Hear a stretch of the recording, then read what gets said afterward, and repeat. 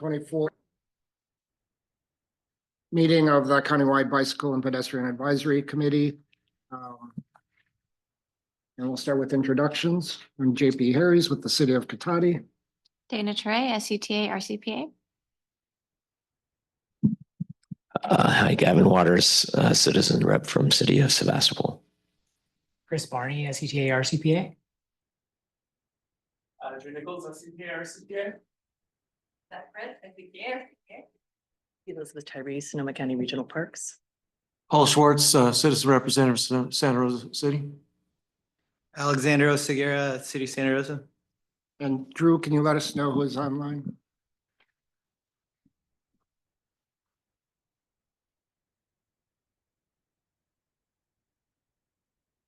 All right, and for those that I see online, we'll start with the SCTA RCPA staff. We have Margot Acanyas and Ross Clendenin. And then from EcoCounter, we have Tyler Barton and Julie Babin.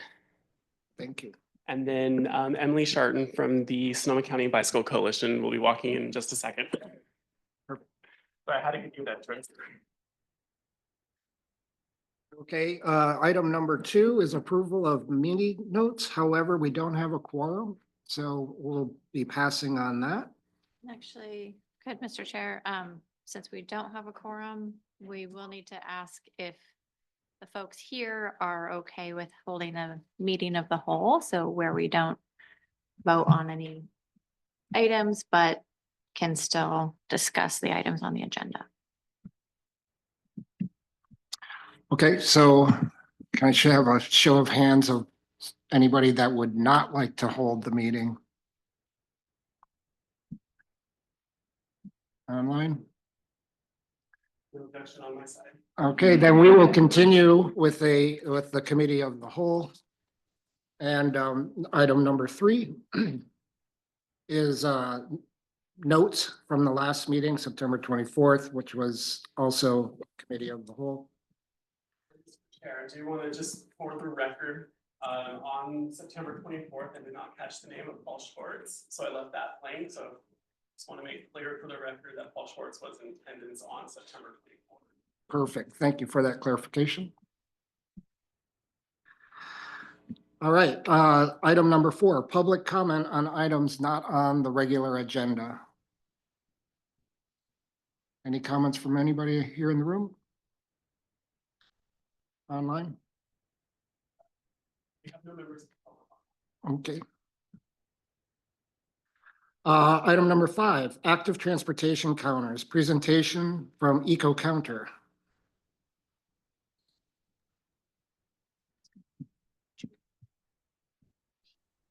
Hi, good afternoon. My name is Julie Babin. I'm with EcoCounter, and I'm here with my colleague Tyler Barton. Tyler's based in San Diego, and I'm located in Montreal. So neither of us are able to be there in person today, but we're happy to be meeting with everyone. Tyler, are you able to share your screen? That would be great. Thank you. I'm not sure how familiar everyone is with EcoCounter. So how we became involved in joining the presentation today, which thank you very much for having us, is that we've worked with Adam Garcia with the Sonoma County Transportation Authority. And he pointed out that there's a few locations that they're looking at potentially installing a few of our camera-based counters. And he thought this would be a good opportunity to share with the folks here with the board some of our counter solutions. And our plan is to walk through those site locations today. Tyler, if you can switch to the next slide, please. Thank you. Yep. So a bit of intro about us. So I'm going to walk through what our solutions are really briefly, just to sort of quickly familiarize everyone. We'll go through what our camera-based counter is, our Acidix AI. We're going to go through a demo of that, and then we'll have a period for some questions there. Click. Just so that everyone's aware, we do have a significant presence here in California. We work with Sandag, City of Santa Monica, City of San Diego, Tahoe Regional Planning Agency. So really we're across the board throughout San Diego. We work with lots of also small trail organizations along with larger organizations throughout the state. So I won't take too long there. Click. There's a variety of reasons why people might be considering investing in some trail counters, bike or pedestrian counters, whether it be to monitor impact of short-term events, wanting to justify new improvements, gauging demand for network growth, also good to help inform budgets, plan maintenance. Our counters can also help you understand what your weather impacts are, so you can see like what your trail usage is based on what the weather changes might be. It's also a really easy way to be able to communicate successes and outcomes. We'll show you a few graphs like that. There's being able to quantify the benefits of new infrastructure that's put in place, whether that is a new bike lane or maybe it's even just like a new bus shelter that you put in place. And then it's also, you're able to capture daily, weekly, seasonal trends. And we can also understand our traffic flow. So we'll go through some of that a little bit more in detail by looking at our counters. So a bit about the steps. When you do work with EcoCounters, that we like to be involved in your preliminary consultation. So taking a look at the sites, what we'll be doing today. So we'll do a site review. You would decide which counters make the most sense. You'd go ahead, purchase them, install them. Next up is that your counters would start to count, and then the data would start to be collected. Either some of our counters, the data is collected manually, the rest are done over the cellular network. So then the data is transferred over to be analyzed on a web-based platform, which is called EcoVisio, so that yes, you have a hardware, but then you have this software that is really to see all of your data. And then on the back end, you have myself, you have Tyler, and you have a plethora of team members on our technical support who can help troubleshoot any issues or questions that you might have. Click. So just thinking about a few applications about EcoCounter. They can be used on sidewalks and pedestrian trails. They're used on bike lanes, bike path. We have both temporary counters, permanent counters. They're also used for multi-use path and intersections. Click. And some of our solutions range from a infrared sensor, which is our Pyro Evo range. This is capturing body heat. Someone passes in front of it. It's not differentiating the user, but it's giving you a quick snapshot of what your overall usage is there. Our Zelt is our name of our bike counter, similar to, let's say, a metal detector. Once the bike wheels pass over it, it's recognizing the metal from the bike wheels or e-scooter. We have a multi-range which pairs the two so that you can really differentiate between your user types of pedestrians, e-scooters, and cyclists. Click. We have mobile solutions. So we have that Pyro Evo can come in a box. You can move it around. We can pair tubes with a Pyro box so that you can move it around. Sonoma County has mobile multis like that. And then we are today going to focus on our new Citix AI Evo, which is our camera-based counter, really great for clusters, intersections there. And lastly, we also have displays. So it's a great way to sort of showcase to the public what the usage is at a certain area to get public interest involved. Click. So just a few key features about EcoCounter is that for the majority, they are battery powered, some are solar, and some are powered by electricity. They are 4G compatible. They're relatively discreet, compact. Remote updates can be done quite easily through our software. And it's really used for 24/7 counts. So you can look at all time frames of the day. You can look at different user classifications, if it's bike, ped, e-scooter, and then we can also look at cars as well. We can know the direction of travel, the range that people are going in. We will talk about how there is speed that we can also measure. And you can even drill it down into 15-minute data intervals. So just some key features of our counters. Click. Like I said previously, EcoVisio is our web-based platform. So you would have access to this so that you can view your data in a variety of formats.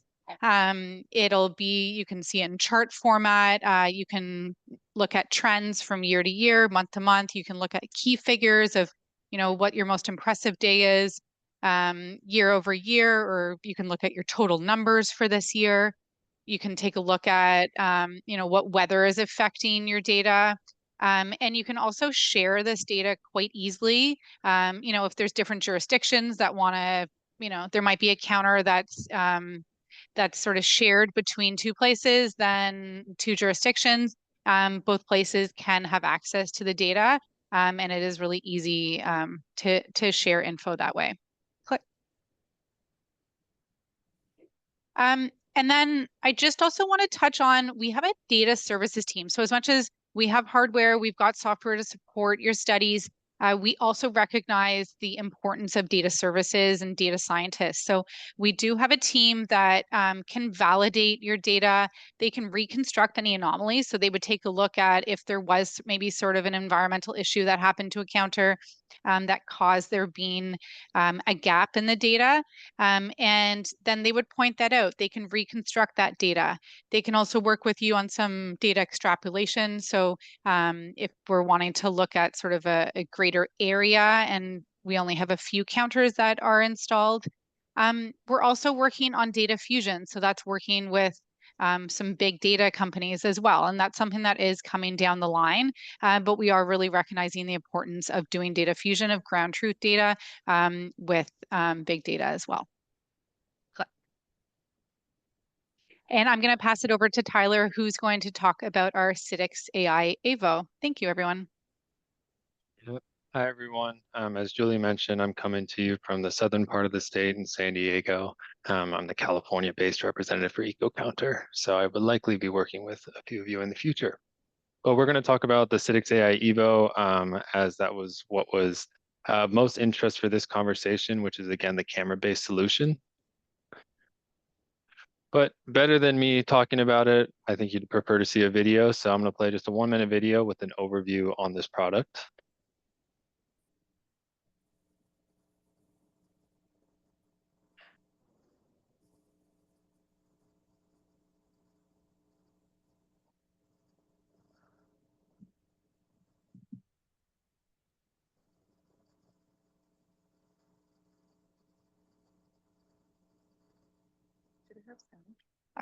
Are we supposed to be hearing something? There's just background music, so no words Okay. to it. Yeah.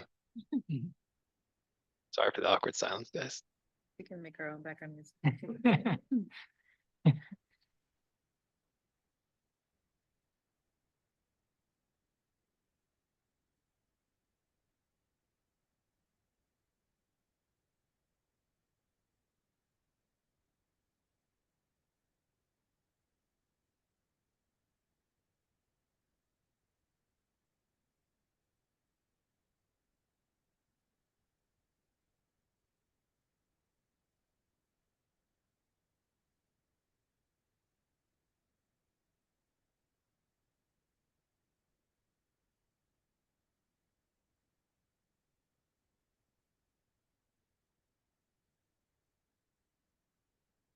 Great. So that was just a little bit of the promo video. There was nice background music to take us through it. I'm sorry the audio settings didn't work. But let's dive just a little bit more into some of the features that were discussed there. So again, this is going to be the most broad counting solution EcoCounter has. It's camera-based. It's collecting all your modes from the micromobility modes of pedestrian, bikes, e-scooters, to then the vehicles that are also going through this area. It is doing the standard things that EcoCounters do, including direction detection, speed detection, 15-minute interval data. But it's really using that AI learning model to differentiate users we're looking at in a large area. So it's meant to span a large area, say as an intersection, be outdoors, it's IP66 rated. It's meant to have an easy and discrete installation. Essentially, it can hook to an existing post. And then our team helps with remote configuration and make sure you're capturing the data you're looking for. One thing this product does rely on is direct power. So that existing post is typically a light post or maybe street lights, something that already has power going to it. Not that other posts can't be modified similarly. And then the other big thing about it is with the AI model, new features are coming out over time, and we'll be able to remotely update the camera with those features. So I'll talk about that a little bit in a second. But I did want to give you a sense of how this is working in real time. So I'm going to play just another video that gives us a look in a busy environment where we have all different users. You'll see on the right side of my screen is counts of in and outs of each of those users as they happen in real time on the video here. So we see pedestrians here crossing this count line. As they cross, a little +1 reaches over their head. Bikes, as they cross the bicycle path, were also being counted here.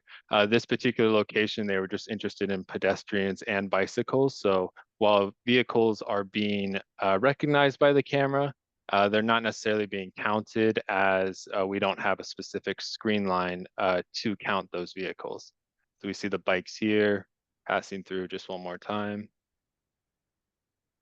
And that kind of gives you a sense of the large area this is capturing, as well as the customization of where we're putting these count lines to configure for the particular intersection or roadway that you're looking at.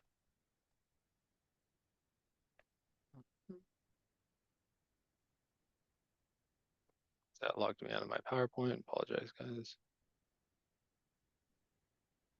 And then the other side of it is also smart tracking. So what it's also doing is understanding where people are going to be. So when a camera solution has something in the way, say a big truck runs through the middle, the smart tracking feature allows it to understand that, hey, we have a pedestrian we expect to be going in a certain direction. When it gets blocked by, say, this van right here,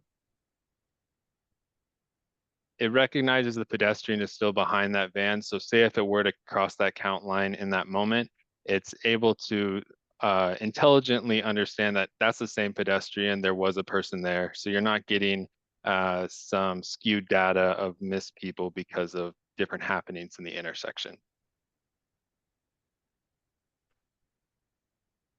And then on the other side is just understanding modal trends in general.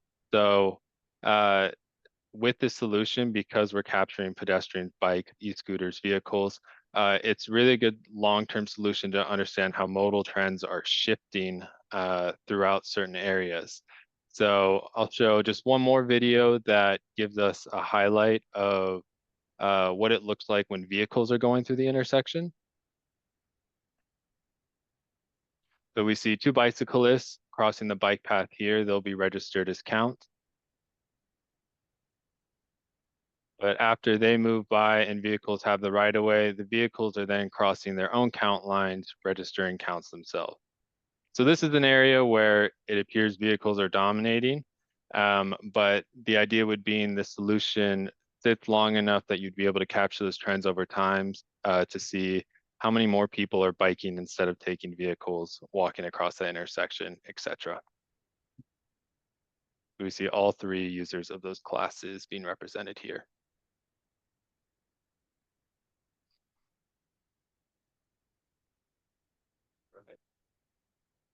And then, the other side is also, we understand that pedestrians might not be walking down the right crosswalk, they may be jaywalking. That was something that was brought up as a concern from Adam for us. And so what you can do is set screen lines to capture how many people are walking outside of designated areas and really understand that proportionality of who's using the infrastructure as designed and how many people are using that infrastructure as it lays outside. So in this example, we see people lining up to cross the street, a clear crosswalk here. When it's time to walk, we see there's a number of people, it looks to be about 5, 6, 7, maybe 10, that have elected to cross another way, not using the crosswalk. They've been recorded through this outside of crosswalk screen line, and we see we recorded 10 of them there. So really giving you that breakdown of how are people moving throughout this environment, not just how many people are moving throughout this environment.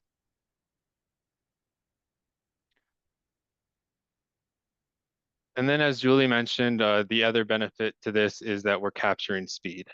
So that's of each user classified by users. So in this example here, we see at a certain site that the majority of users on scooters are going less than 10 miles per hour, but that doesn't mean that there's not a significant proportion who aren't going above 20 miles per hour. Something to consider just for conflict of use cases when we talk about these pathways and intersections. And then what you also might have noticed in the video is that faces are blurred and license plates are blurred. That's because the camera solution meets GDPR compliance. It's a European privacy standard that's actually higher than in the US. So nothing is being recorded, even though we're looking at recordings here. Those are screen recording examples. The only data that's being transmitted is the counts themselves. And then I would like to talk just a little bit about the exciting upcoming features of this camera. Includes what we call near miss studies. So we're looking at examples here of users who come into close contact with other classified users. Let me pull up this. So in this example, we see a bike come close to a car. What this is doing is understanding that at the momentum and speed at which both of these objects are moving, they would have likely collided. And it's also measuring the change in speed that both users did to brake. So that would be captured within the data as a near miss, have a timestamp and a count next to it. So you're understanding at what time of the day, what certain users are coming to close near miss collisions, and really understand that in the context of the intersection as a whole. How frequently is this happening? What ways can it be improved?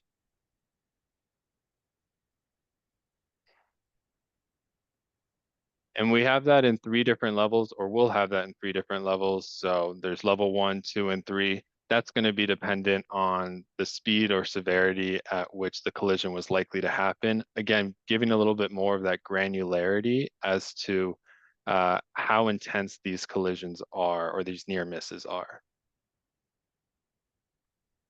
And then the other exciting new feature is qualitative analysis. So we know that when examples like women are biking more, that usually is a sign that biking infrastructure is a little bit safer. That's something that the camera is going to be able to do. It's going to be able to determine gender, whether it's an adult, child. It's even going to be able to determine if it's a shared use bike. If there's city bikes in the area, it can determine someone is riding one of those versus their own bike. And then maybe other important safety considerations like uses of helmets. So again, that AI technology is really an ongoing learning model. And with the remote updates, this is stuff that's been tested on the back end, but as it continues to improve is going to be upcoming features of this product. Now, I do want to take a second and talk about 2 examples that was brought to our attention. One is in Santa Rosa. This is Santa Rosa Avenue and 2nd Street. What we did here was we took a quick look with our mapping tool to see what the Citix AI camera could see in this intersection and where it could best be placed. Again, the camera needs to be hosted on a post and have direct power. So looking at the site, I was able to find a light post in the northeast corner and the southwest corner of the intersection, either one that could host the camera. But we can see here the views of what they have is different depending on where it's located. So the question becomes, what is the data points of interest here? Which crosswalks are a priority? Where do we want to see different users flowing throughout this area? And that would really help us determine in that preliminary study, where's the best location for a camera-based solution like this. In our other example in Petaluma, this is East D Street and Lakeville Street. There's a lot of activity going on here. We are notified that sometimes jaywalking can be a concern here. So that's where we would consider those alternative screen lines to count pedestrians not using the crosswalks. This intersection is actually so big that we would go ahead and recommend a 2-camera solution. So one on the east side and one on the west side. And in the back end, EcoVisio, where you're really looking and understanding this data, we would be able to combine those counts to give you a full picture of what's happening at the intersection.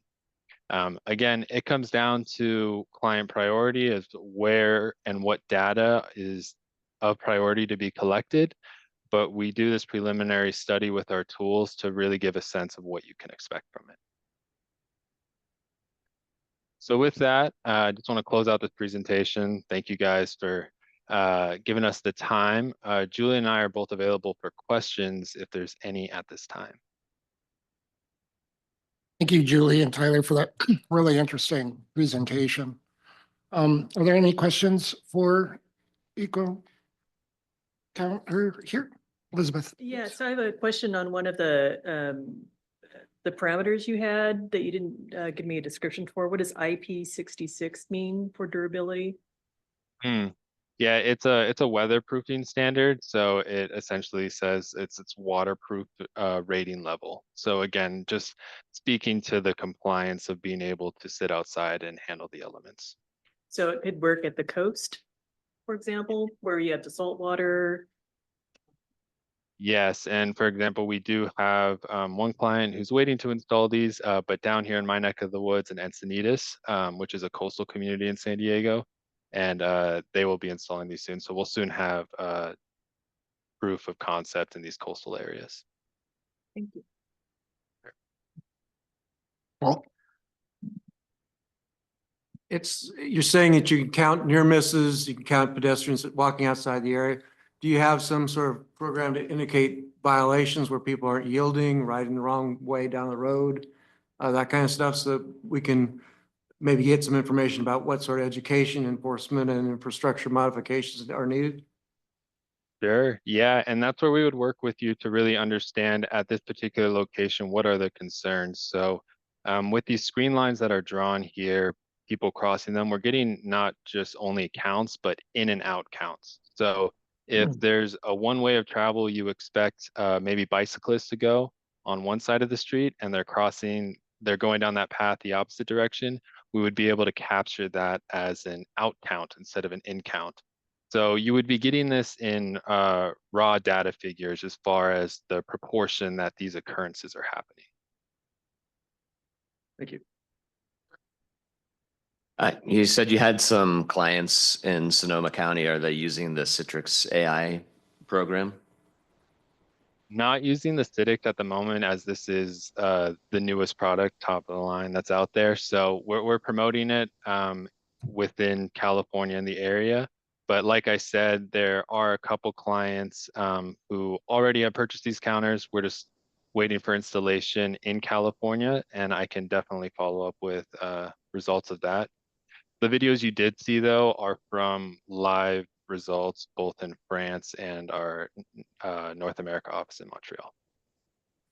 And what is the cost of one of those units and the associated data analysis? Yeah, great question. So the cost of the unit itself is going to be around $6,800. So that's just for the unit.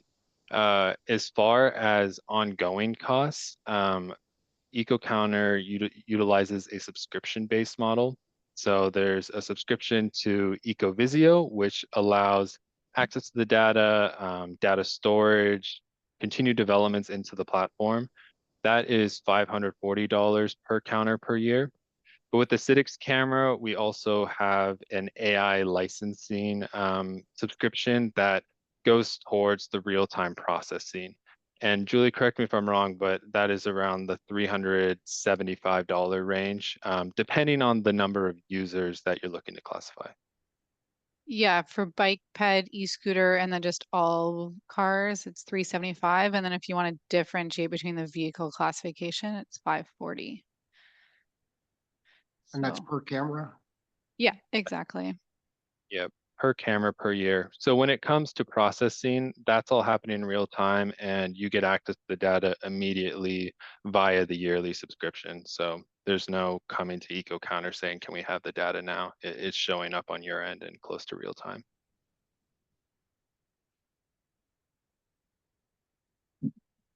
Any other questions here in the room? Actually, just add to your question, Gavin. So SETA RCPA is a client, so we actually have some counters that can be checked out. They're movable counters. They aren't this AI-based system. Yeah. It's the infrared and tube counters. So we have those that are available to be checked out. Smart also has some static installations along the Smart pathway to collect information that way. Has Regional Parks picked anything up? I know you've borrowed our counters in the past, but We have, and yeah. actually I should ask about durability of, speaking of that, durability of cameras to vandalism. Mm. So we've had issues with that in the past. At least the cameras would be mounted pretty high, right? So it'd be hard to get up and. Yeah, that's one thing. Yeah, they're installed 6 to 8 meters high, depending on what it is that you're looking to classify. So it's pretty out of reach to most. Emily?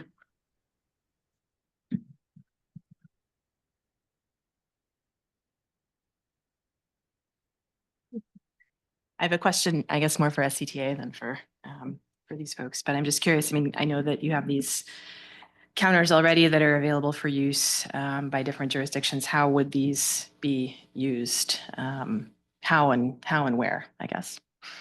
Do you want me to take a? Yeah, sure.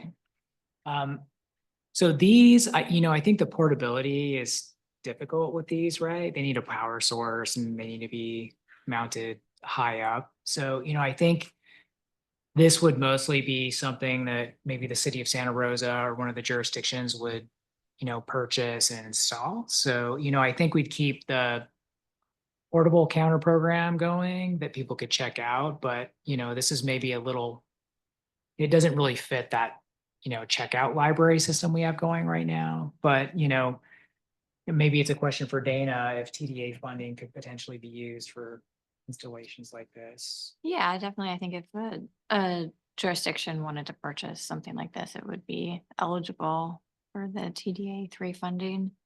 But yeah, and I think that was really kind of the interest in learning this information about the AI version is for individual jurisdictions to, potentially be able to purchase and install.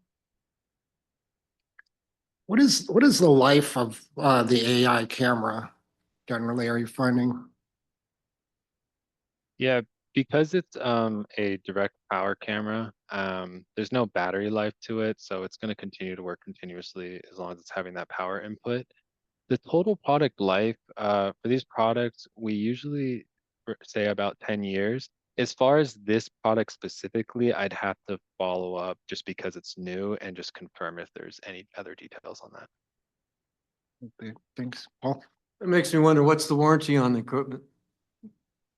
Yeah, it comes with a standard 2-year warranty with the possibility to extend if you'd like. Do we have any questions from our folks online? Raise your hand.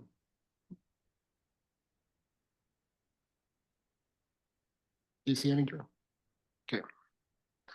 Bring it back to the room.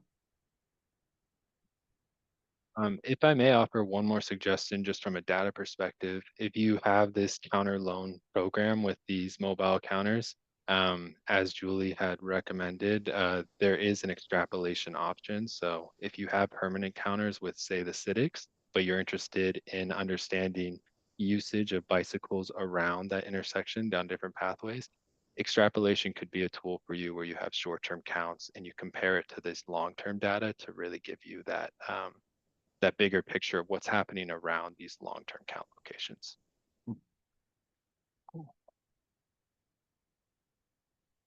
Okay, well, thank you very much, Tyler and Julie. Thank you all for your time. Appreciate it. All right, with that. Thank you. we will move- Sorry, with that, we'll move on to item 6.1, which is Discussion on the draft countywide and local active transportation plans. All right, so I'll just start this off. So the draft countywide active transportation plan and the draft plans for Cloverdale, Healdsburg, Sebastopol, Sonoma, and Rohnert Park are all posted on the project website. And the unincorporated counties plan is coming soon. So those are all out for public review through the end of November.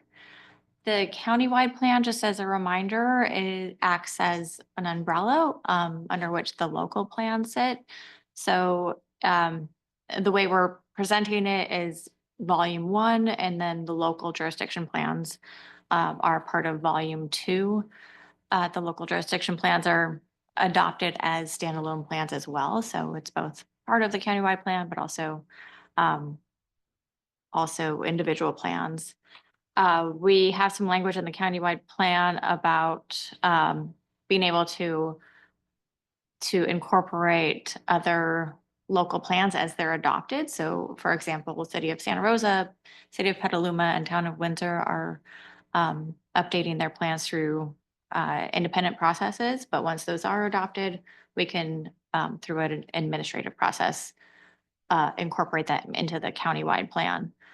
And the countywide plan has information on countywide vision, goals, objectives, as well as the relationship to kind of countywide planning efforts. And there's also a lot of detail in there on the public engagement process that we did through for this plan, as well as the comments that we received. So that may be a helpful tool for the local plans as projects, as grant applications are being submitted and kind of wanting to reference that more detailed information on the public engagement. And there are a number of tools and resources that will also be helpful for implementation. So I will turn over to Erin Ferguson, who's our lead from Fair and Peers, to kind of give an overview on the plan. Thank you, Dana. Good afternoon, everyone. Am I successfully sharing the presentation? Yes. Oh, fantastic. Okay. All right. Let's see if I can, there we go. So as Dana was mentioning, we have the countywide plan. Inclusive in that are a number of local active transportation plans as well. So we have volume 1, which is really the CTA countywide plan content that I'll give a quick overview of. That includes the technical appendix that Dana noted. And then volume 2 is the collection of the local active transportation plans that were done in parallel at the same time. So that's how they're organized. The purpose with this update is really kind of focused on three pieces. The first being all ages and abilities. And so we use this phrase more and more now in the transportation planning and engineering profession to communicate the idea of creating spaces for people to walk, bike, and roll that are low stress, lower traffic stress, lower risk, to create more inviting places for a larger portion of the population to move with those modes, by those modes. The second being regional connection, so identifying and planning across jurisdictional boundaries within the county, and then helping to provide resources to support implementation of the projects that are identified.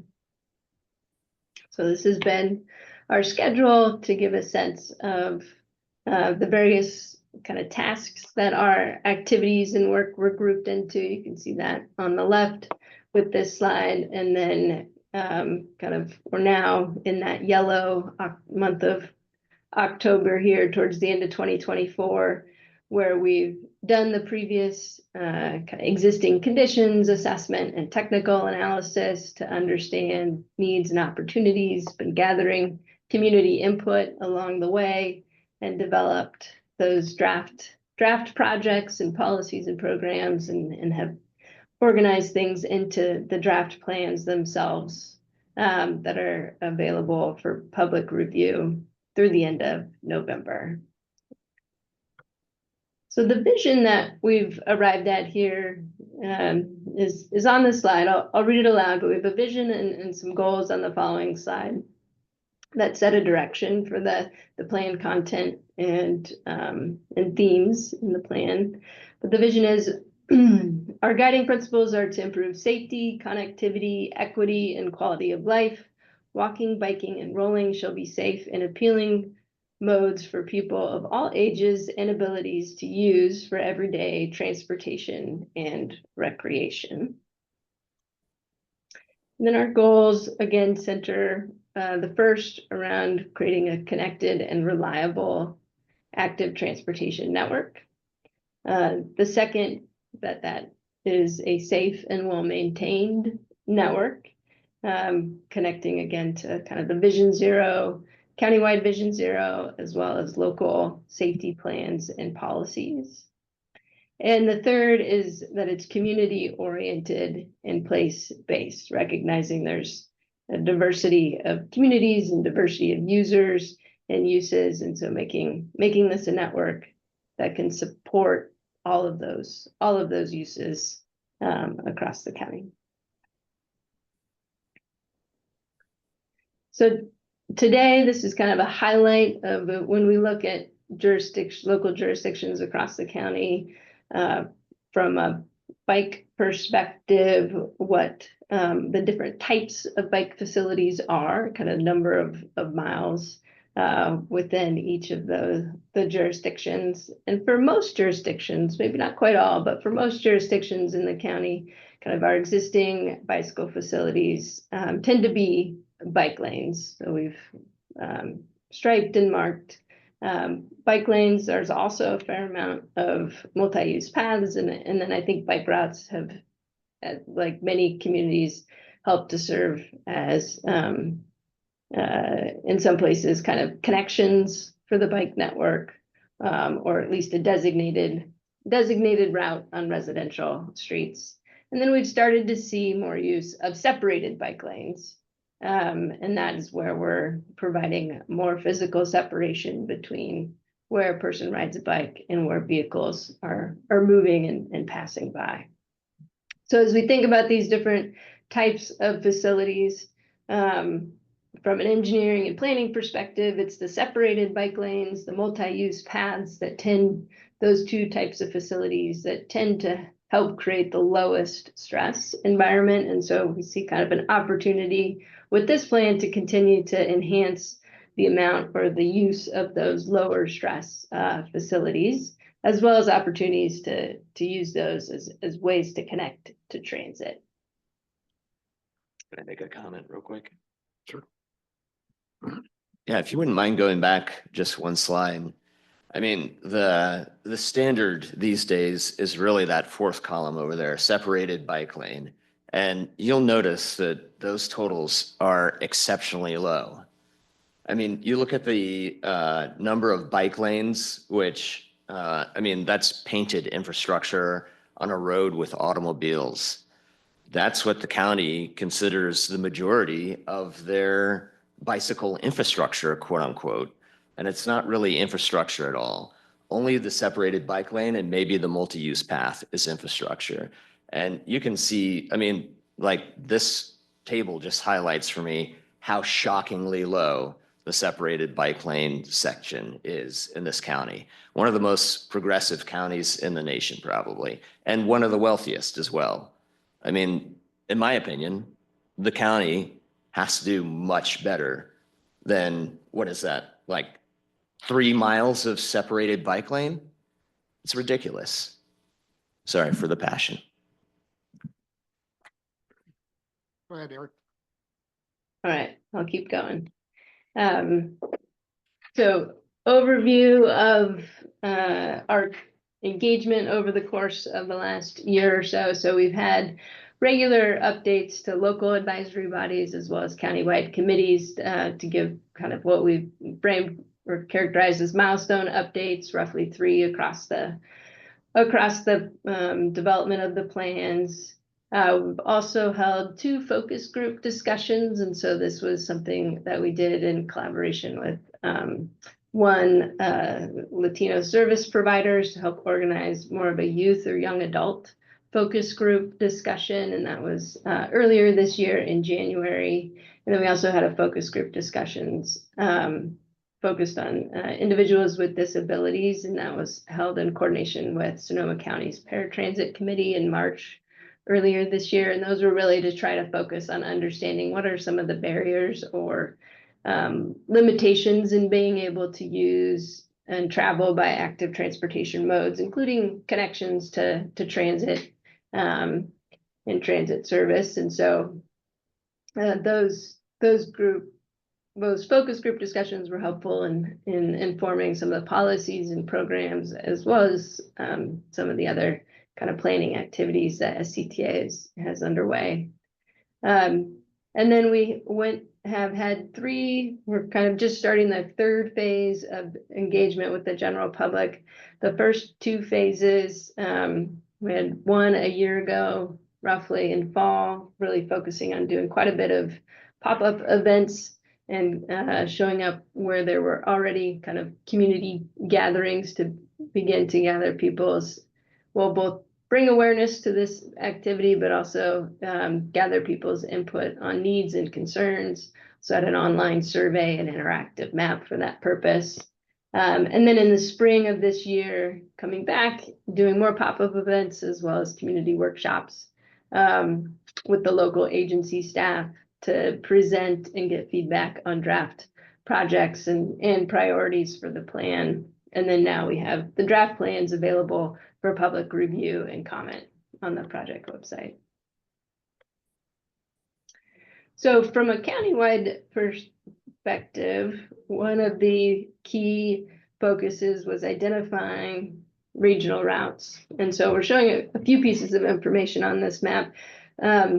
So before I kind of dive in, the yellow areas are active transportation corridors identified by MTC. And so kind of from the 9-county Bay Area region, big region, those are at a high level corridors that MTC has identified as of interest, important places for local agencies to be thinking about active transportation connections. So as part of the countywide plan, we took a look at those and focused a little bit more specifically on what do we think makes sense from a Sonoma countywide perspective. And so that's the kind of bluish green lines that are shown on the map. Some of them do overlap with what MTC identified. Some of them kind of take a little bit of liberty with local knowledge to think about what other connections are also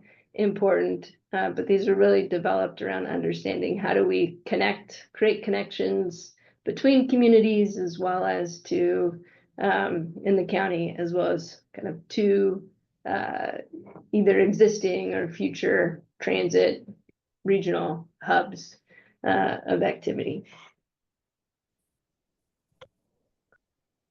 The other piece in terms of, as we think about kind of that infrastructure and planning and consistency across the county, and that all ages and abilities infrastructure is to update in this plan context how we think about bikeway selection and bikeway facility selection. And so this maybe gets a little bit to the earlier comment that we heard, whereas as an industry in roughly the 10 years that's passed since the previous kind of bike and ped master planning that's happened in the county, as an industry, we've made a lot of progress in understanding we need to think about different types of infrastructure improvements to make active transportation more safe and more attractive and more comfortable for folks. And so in the plans, we've incorporated new guidance that is from FHWA and NACTO that really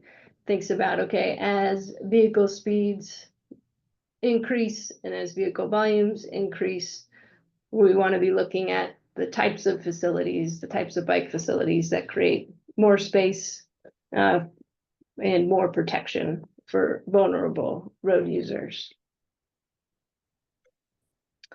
And so this would be looking across the jurisdictions, what's in the draft plans in terms of planned as new either multi-use path, bike lanes, buffered bike lanes, bike routes, bike boulevards, separated bike lanes, and then on the far right there, we have some of the local jurisdictions where we did the sidewalk inventory, and then and so kind of opportunities to close sidewalk gaps, and then crossing improvements. So I'll kind of pause for a moment, but you can see kind of the distribution across the different jurisdictions. I got a question. Mm.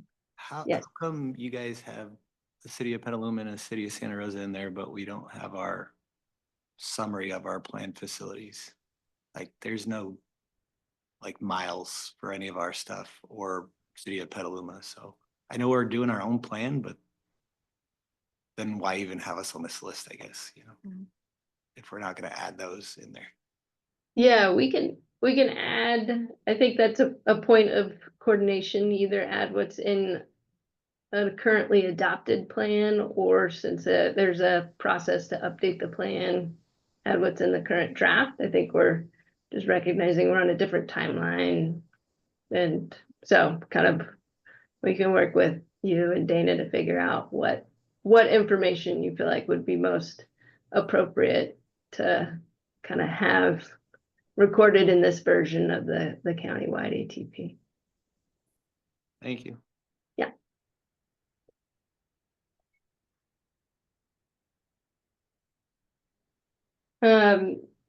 So at the countywide level, what's in the draft plan is those types of summary information as it relates to infrastructure, and as well as that guidance around kind of bikeway selection.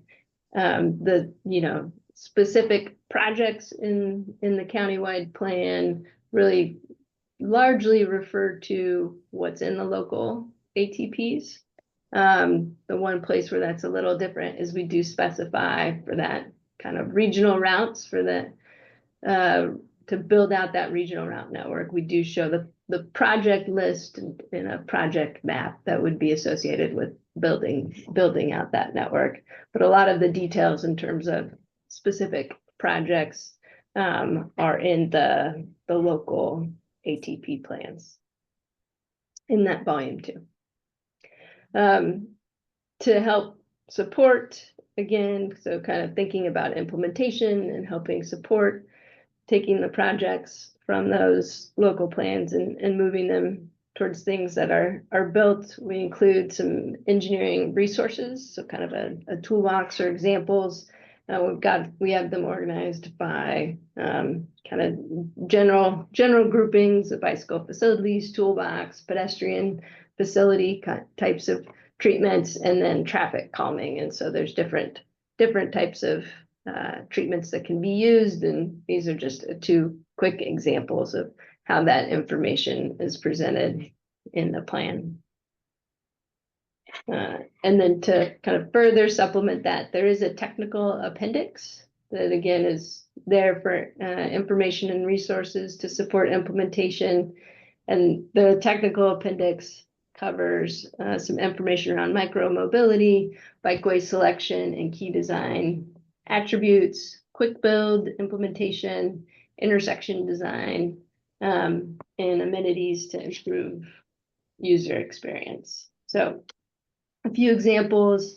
So micromobility, that white paper, if you will, in the technical appendix provides a description and some helpful table summaries about state regulations, the different types of micromobility and e-mobility, and the ways in which the California Vehicle Code treats them differently or the same. And so this is I grabbed one of the tables in there as an example of the types of summary information. As you look across the different things that could be considered e-mobility, for example.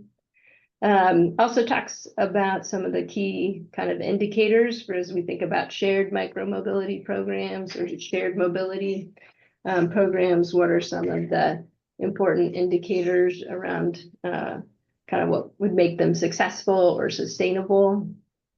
And then has some data related to shared mobility programs in the US and the different types of kind of different types of uses. And I put that table there on the bottom in just because I think it's interesting to see really the e-scooters, those stand-up e-scooters, kind of outpacing the use of any sort of kind of bicycle shared bike program. So there's something about the e-scooters that in certain contexts people seem more accessible, or maybe it's certain age groups. But so that's all in there. We also provide a white paper on bikeway selection and key design attributes. Again, this is to support that kind of evolution that we're all experiencing in the industry to create facilities that provide more separation and more protection for vulnerable road users. The quick build white paper provides kind of a definition of and a way to think about what is a quick build, but also gets into examples and then of installations, and then shares some different potential resources to help think about what types of materials might be appropriate in certain contexts for quick build projects or for elements of quick build projects. Intersection design highlights. There's kind of a portion of this that focuses on pedestrian crossings and really thinking about the types of enhancements we're making, whether it's a signal or unsignalized crossing, and how that relates to vehicle speed and volume at that location. And then supporting guidance and graphics for thinking about intersection design with separated bike lanes or protected bike lanes as well. And then the last one, the amenities for users. Part of this is thinking about different weather conditions, particularly as we experience kind of more extreme heat on a year-over-year basis. And if you're going to encourage active modes, what does that mean for the facility kind of design, or as when you interface with transit, kind of the importance of shade and tree coverage and so forth. And then also just considerations in coordinating what those amenities are for different types of accessing transit stops and so forth. Additional content that's in the plan. So we do let's talk about existing programs and practices as well as new ones at a countywide level, and provide some additional kind of considerations and information as it relates to things like speed management and education and encouragement activities. And then we have an implementation portion that highlights and describes how we've thought about project prioritization, and some high-level summary of the cost estimates from the local plans, potential funding resources, and a approach to monitoring kind of implementation of the plan over time. So again, our next steps with draft is available for public comment through the end of November. At our project website there can be downloaded, and you can submit comments via that website as well, with the intent of adoption in early 2025. Are there questions? Thank you, Aaron, for that presentation. Are there questions here in the room? comments? Since we're on this page, what capacity do you have to change the ATP based on public comments that you receive at this stage? Do you have capacity to change it, or is this draft pretty much what we're gonna get? I think we have capacity to make some, make some edits. I think it probably depends on the nature of the comment and so forth. But yeah, this is still draft, and so it's still an opportunity to provide input and have content be revised as a result. Emily?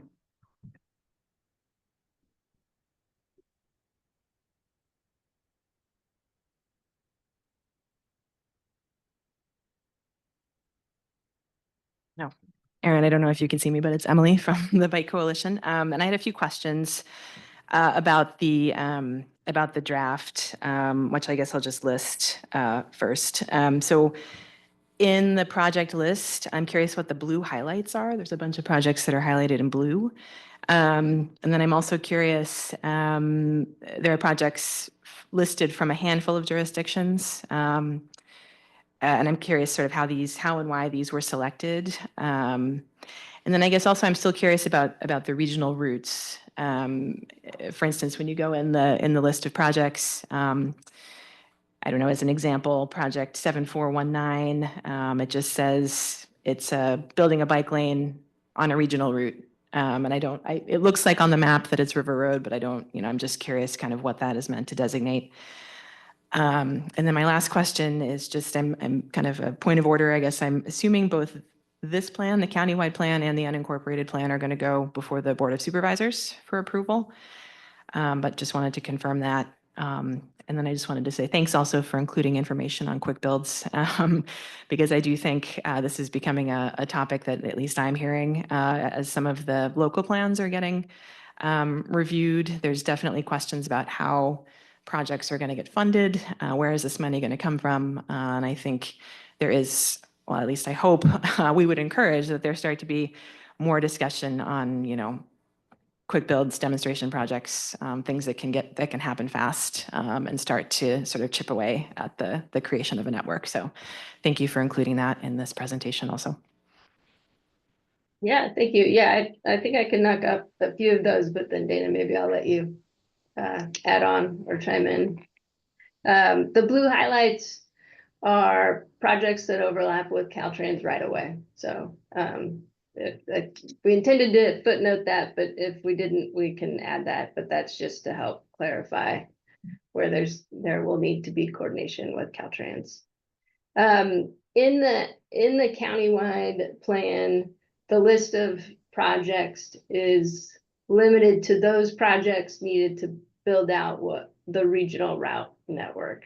And so that's why there's some, but not all jurisdictions reflected in that list. So it's just to kind of focus that there. And the rest of the detailed kind of project lists are in volume 2, which are the local jurisdiction ATPs. Let's see. I think your third question was just about maybe the kind of content of some of the regional route, like project descriptions. Yes. Some are more brief than others, I think am I generally capturing that right, Emily? Yeah, it looked like kind of around like project 74, the 7400s. It just it was, I guess, more vague. It just said these are kind of regional route projects, but it didn't really specify, specifically where or, what they might entail. So I was just kind of curious about that. Yeah, I think for the regional routes, well, I'll go back and double check. We should have the extents, and maybe it was just something that for a few of them, it didn't make it into the table in the document, but we should have the extents and the kind of type of bicycle facility intended. And so that those pieces of information should be in there. Some of them didn't get as much airtime, so to speak, in terms of like discussion, or some of them didn't overlap with previously planned projects. So those kind of pieces of the regional route network that kind of got more discussion might have more specific ideas or kind of details in their description as a result. So, but in big picture, the purpose of the regional routes is to connect communities across the county, but to one another, as well as to either existing or future kind of places of transit activity, or just activity where we feel like there's going to be a hub of resources and things. So trying to create that across the county active transportation network. And it's really a first generation, where future updates could certainly expand or enhance this initial kind of backbone, if you will. And then Dana, do you want to speak to the kind of adoption process for the countywide versus the local plans? Yeah, I can do that. So each local plan for cities and the County of Sonoma will be adopted at the governing body for that agency. So yes, for the County of Sonoma's plan, it will go to the Sonoma County Bicycle Pedestrian Advisory Committee and the Board of Supervisors for adoption. Whereas the countywide plan will be adopted just by SCTA. So the draft will be presented to our board at our November meeting, and then it'll come back, the final will come back for adoption in January or February. Actually, we'll do it kind of after the local plans have been adopted. Thanks. Did you get all your questions answered? Thanks, Emily. Any other comments here in the room? Questions? How about online? Anybody online have any questions or comments? Online are Ross and Margo from SCTA staff. Okay, all right. Well, thank you very much, Aaron. Appreciate all your hard work. Appreciate the presentation.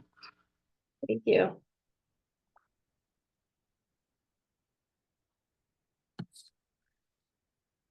All right, we'll move on then to item 6.2, which is a discussion on the comprehensive transportation plan updates and an item on class 1 maintenance, which I'm actually interested to hear. And I wonder if that gets a little bit to Gavin's point, because for us, maintenance of those separated bike lanes is the stopper for us. Is we don't have the ability to clean them, the protected ones. So anyway, let's have that discussion, Chris. Thanks. Yeah, that sounds good. And, thanks for bringing this up. So this was a discussion topic that was raised at the last CBPAC meeting. So Dana and I talked a little bit about it and came up with a few different options for covering that in the CTP. So just from a funding perspective, I would say that in order to access SETA or regional funds, so it's not necessary to have that specifically broken out in the CTP or the regional transportation plan. It would fit under other, bigger buckets that are identified in the RTP, and we have a little bit of flexibility at SETA to help support those efforts. But we still do believe it's important to highlight the importance of that in the plan. So there are a number of different ways we could include that, and I'll walk through those. So, and it'd be great to have a discussion about what the preference of this group would be. So the first is each jurisdiction currently has a road or pavement maintenance line item in the plan that covers repaving. It covers, on-road bike routes as well. So one option would be to add in that description, specifically break out, class 1 bike facility maintenance and add an estimated cost in that larger bucket. So And class 4. and class 4. Yeah, so all of those include in the description, it includes descriptions of what's included. So we could include class 1 and class 4 maintenance in that line. So the second option would be to have a countywide class 1 maintenance category in the plan. So we need to work with you all to get an estimate for how much that would cost each year and basically roll that up at the county level. So that's another option.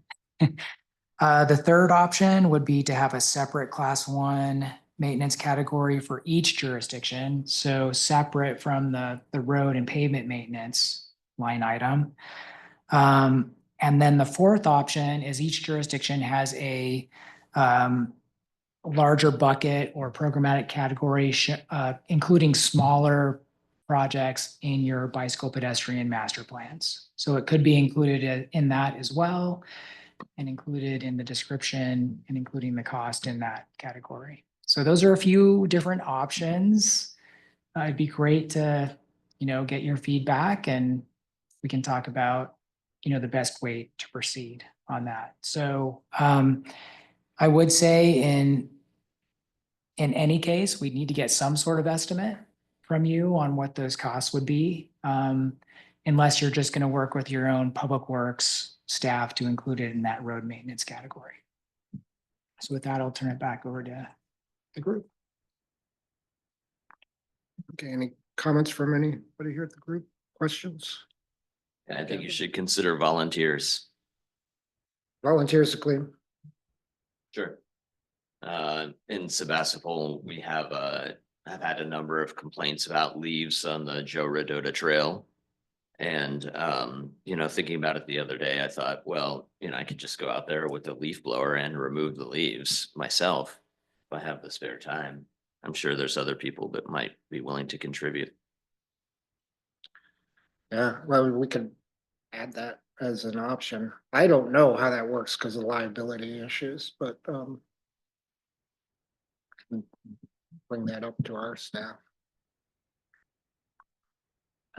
Speaking for County of Sonoma and also speaking to first volunteer programs, yes, we do have different volunteer programs. It might be something to explore. For County of Sonoma, Regional Parks generally manages class 1 trails except for the Smart Trail in unincorporated county. And as far as the cost of maintenance, and listening to the past presentation too, it all ties down to how useful the facility is going to be, if it's maintained or not. I know many jurisdictions are struggling, especially with sweeping the class 4 facilities right now. And that's, to me, when just a personal statement, when those have debris in them, I'm not generally using that class 4 facility because it's in a tire. So it's something that needs to be addressed. And it would be nice from the county standpoint, because we are working with 2 different buckets, the Sonoma County Public Infrastructure bucket and also Regional Parks. It'd be nice to have that comparison separated, but I don't know if that's the final way to do that. But I think it is something that's critical for how we are making these facilities usable for all users. And I get the point about leaves in a pathway, especially with rain, it's going to be more slick for users. I don't have an issue with leaves. If I'm on a bicycle, but that's just a comment that I've heard. You might also consider flipping the question on its end and saying, if the majority of people in this county were cycling instead of driving their cars, would you have an issue finding a way to maintain those bike paths then? Let's say, it was the 1920s and there was just a few cars around and everybody was cycling or walking. I don't think it would be an issue. I think you'd be able to find plenty of solutions.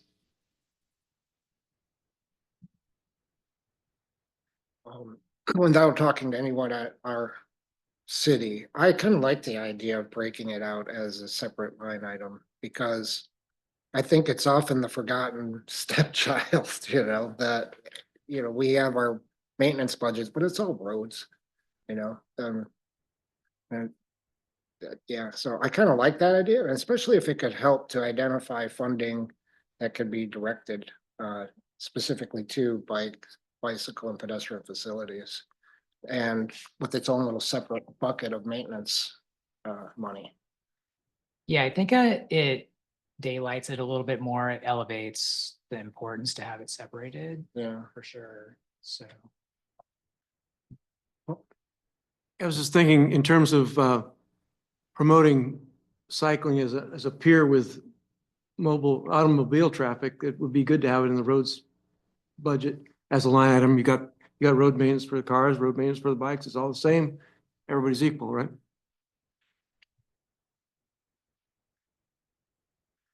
Have there been any further discussions with Recology?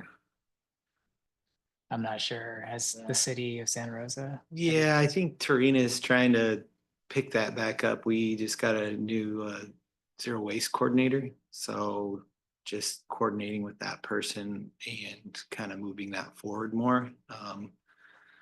One of the things I did recently ask them what to do was like do the buddy blow system out on Steel Lane because we added the protection there and it looked like it was cleaned up, but I couldn't completely tell because it's fall. But like the larger debris that I had seen previously had kind of gone away. And so it looked like just leaves. So I think if we're on them, that's the hard part is we got to constantly be asking. I mean, I look at, the bike lanes in general, even without a class 4, and it tends to be an issue where they're not doing their job sweeping. Like I've seen a sweeper go down the street and just be driving without the brooms down.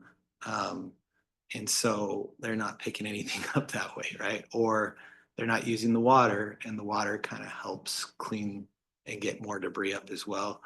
So it's just kind of a frustrating thing on all ends, but I don't think not like being concerned over not changing your streets to class 4 because they're not doing their job anyway. So might as well push forward and try to keep pushing them to do these things. I think it's like the chicken and the egg thing, right? It's like if you don't start building it out, then they don't have an emphasis to actually do it. And so I think if we just keep coming together as a whole, and hopefully Torino will be bringing this conversation up like in a larger group, but to apply pressure to Recology as a group instead of fractioning off. I know us internally, we don't have the staffing capacity to have like our own sweeper that would do the class 4 bike lanes. So we're leaning more on our contract with Recology. But it's just, making sure they do their job. Yeah. It's tough. But also going back to the class 1 maintenance, like I think of like repaving and things like that. And the Santa Rosa Creek Trail is starting to deteriorate. It's okay. It's getting to a point where like it's not easily rehabilitated, right? So I asked Rob to like section that out, but I don't know. He didn't comment back to that, so we'll see what he brings forth to you. Okay. But I thought either having it in there somewhere or having it by itself is a good idea. Well, what I would recommend is, we're going to be having a discussion about this at the TAC on Thursday as well. So right now, I've sent out existing project sheets to each jurisdiction to review, which probably doesn't include anything like this yet. So, but we're going to be opening up applications for new projects this Thursday. So I'd recommend if you're interested in including something like this, I'll bring it up at the TAC as well and get it on the Public Works directors and folks' radar. Have a discussion with them and see if between, them and you. Which TAC is that? The SETA Technical Advisory Committee. Does Craig from? Craig Okay. is on there for Katati. Yeah.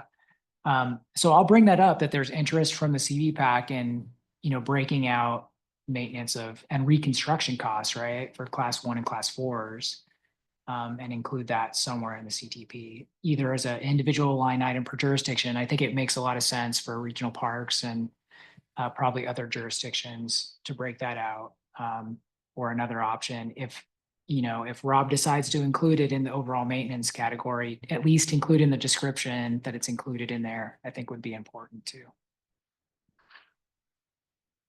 So does that sound like a satisfactory way I forward? guess it's the best next step. Yeah, and you know, this is all nuts and bolty. This is how it's listed in a plan, right? But you know, the next step is actually lining up, getting it done, right? So, but you know, if we can highlight the issue, that could be helpful. I'd be interested to hear what the conversation with the TAC is, because they're gonna be the ones that are most gonna be the ones implementing those repairs. I'll take notes and we can get those out. I can report back at our next meeting.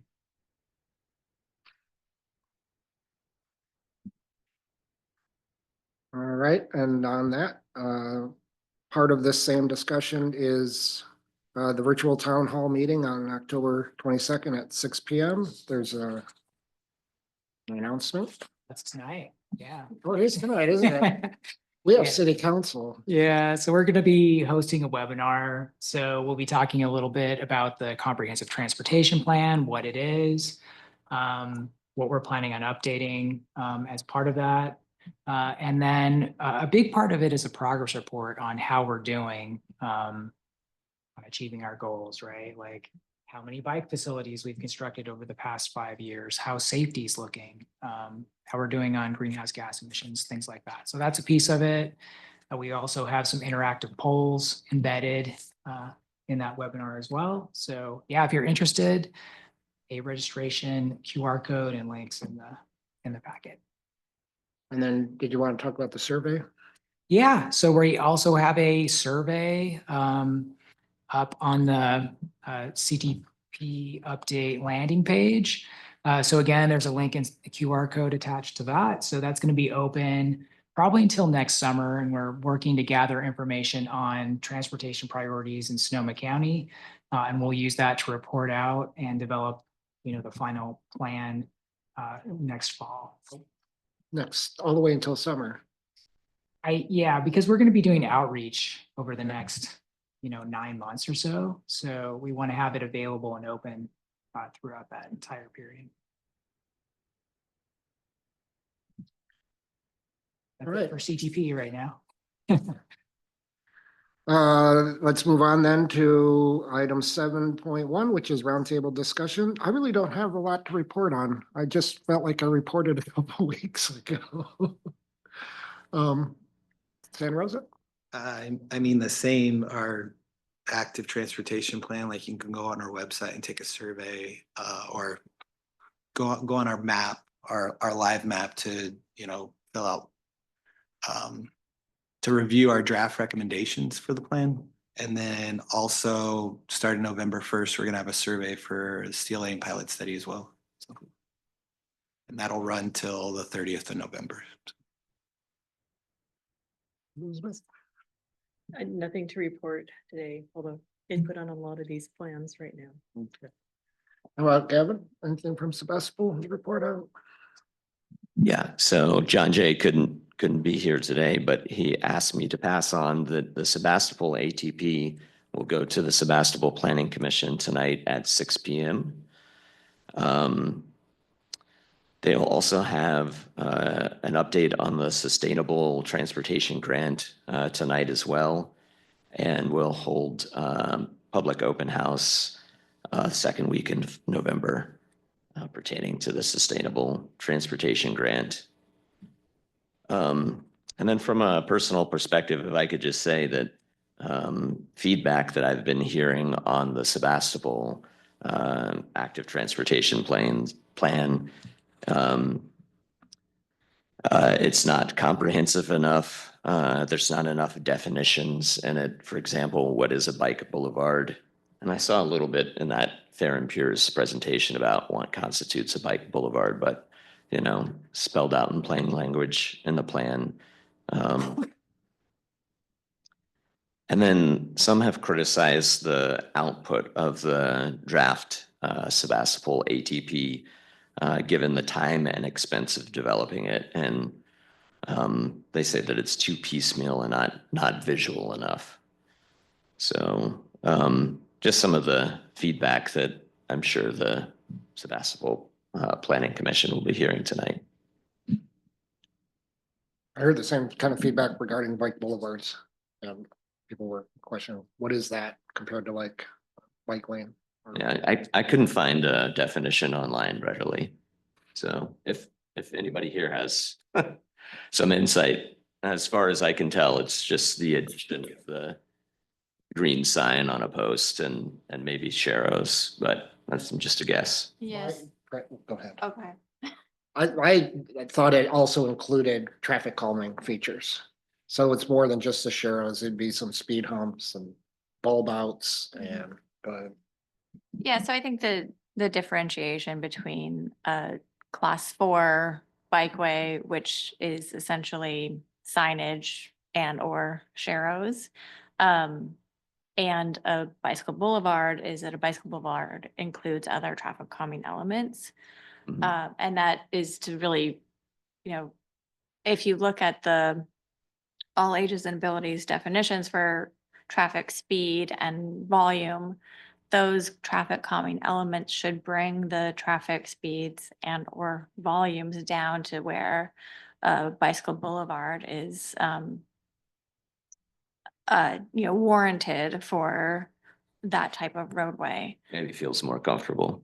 So it is, there's a lot of different ways to do that and it's really context dependent. And so it's, and there is guidance included in active transportation plans about bicycle boulevards. It's not one thing though. And so it's a little bit, it's a little harder to define, Mhm. right? Mhm. And, but there is guidance on the types of treatments that could be included on there. But again, it really kind of depends on what the street width is, what the volume is, and what is needed to calm traffic. Yeah, Dana's definition is really good. And if you want to see a graphic in the Sebastopol ATP, there's a really cool graphic on bike boulevards and it's on page 28. So please check it out.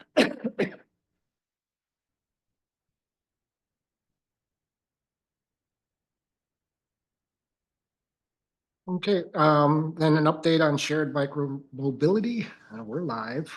Yeah, we're live. I'll give a quick update. I actually have a call for that in 3 minutes. So, the Redwood Bike Share Program, went live last Monday, the 14th in, Katati was the first one, and then, San Rafael and Petaluma. There's also some hubs open in Rohnert Park, as well as Larkspur. So Santa Rosa should be coming next, and then Novato.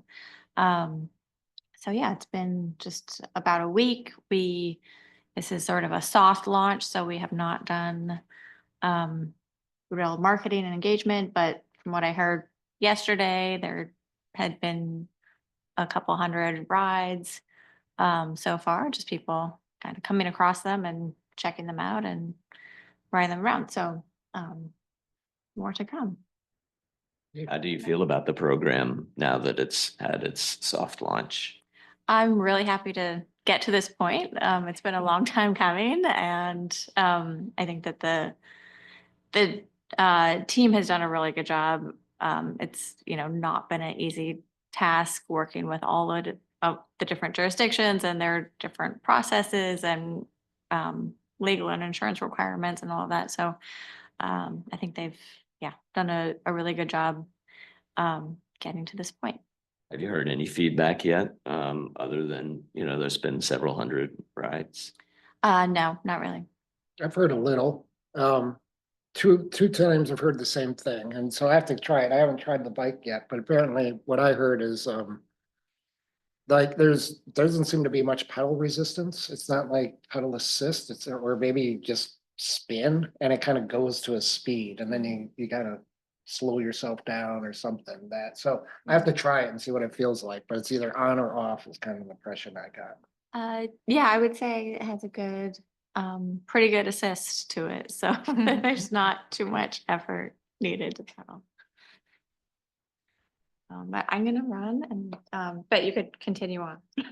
When's our next meeting gonna be? Yeah, so our next meeting for this committee is not until January 28th.